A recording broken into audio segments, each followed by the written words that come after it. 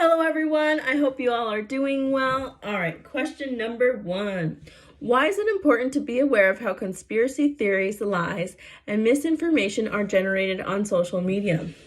Well, because we, the social media users, are the ones that are usually cause them to spread. We give them traction. We believe in them without checking to see if they're credible or not. I'm guilty of this.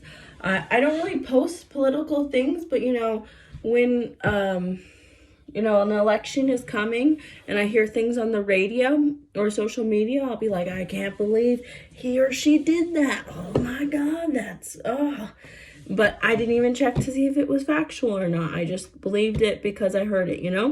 So that's something I need to work on so I can help my future students not do that. So yeah, we play a big part in letting false information spread, which can cause fear, it can cause confusion, it can make a person look bad, it can make a company look bad. People could believe in something that's not true or that does not exist.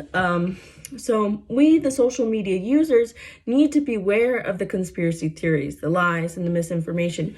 We need to try and look at the sources. Are they being biased in the topic? Did they do research on this topic, or was it just an opinion? Do they have background in this topic? Is this a real, picture or not? Because we need to be aware of the ones who created the conspiracy theories, the lies, and the misinformation, because they usually want to sway or change our opinions or have us believe in the lies, because they could potentially get money for their research or their movement. They could just be getting attention from it. They can be creating fear from it, make their opponent look bad, make their the company that's like in competition with them look bad. So we need to look at the sources, because we have the power to stop or reduce the spread of misinformation, which can be so dangerous. I think I just got this book and they had a quote that was really good in the front of the book. Okay, here it is. It just popped in my head that this book said that. A learned man is an idealer who kills time with study, but beware of his false knowledge. It's more dangerous than ignorance. This was said by George Bernard Shaw, Man and Superman. So, yeah, I just was thinking, oh yeah, I just read a book and it was talking about this. So it's important not to be believing in false information. So we need to check our sources. And that's something I will teach my students so they don't do it. And it's something I need to improve on so that I don't do it.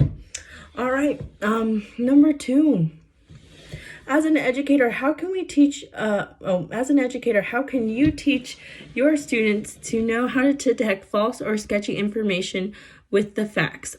Okay, one thing my parents taught me, which I'll teach my students, if something seems too good to be true, it usually is.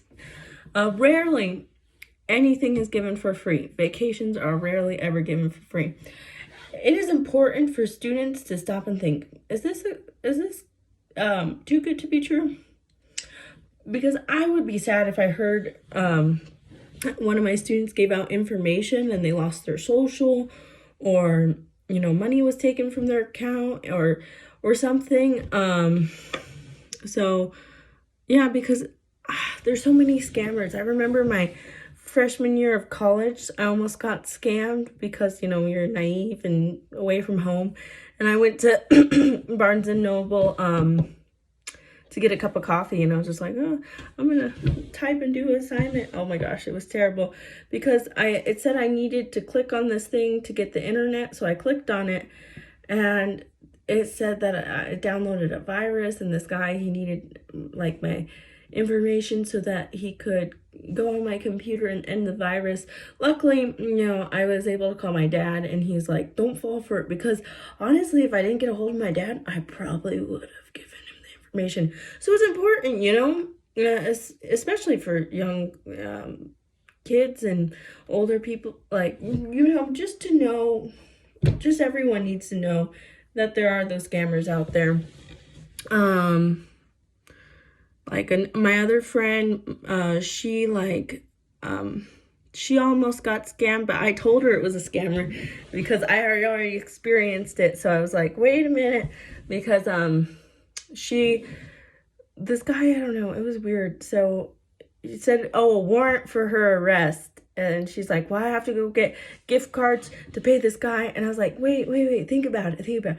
Gift cards to pay the person, or you'll go to court and you can't talk to anybody. I was like, no. So they're out there and they got their scams. So just, I would teach my, students to be careful about that. Because I don't want anyone to be scammed. I hate scammers. That is one of my big...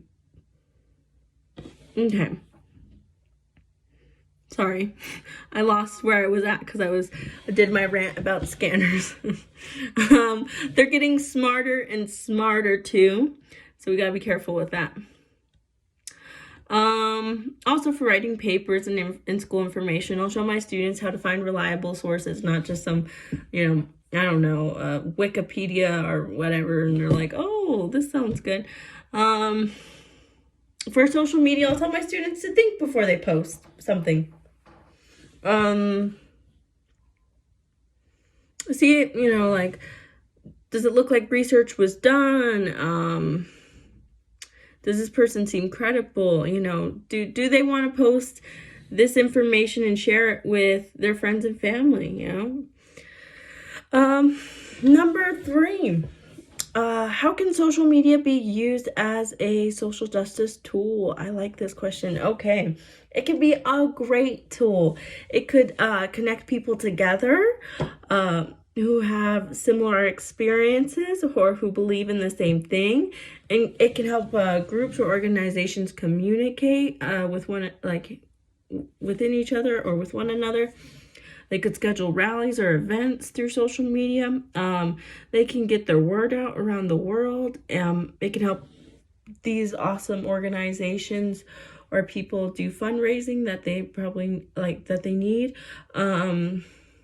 It could, honestly help create a movement and getting the word out there and heading to a change that everyone wants to see, or at least, what the people want to see. So yeah,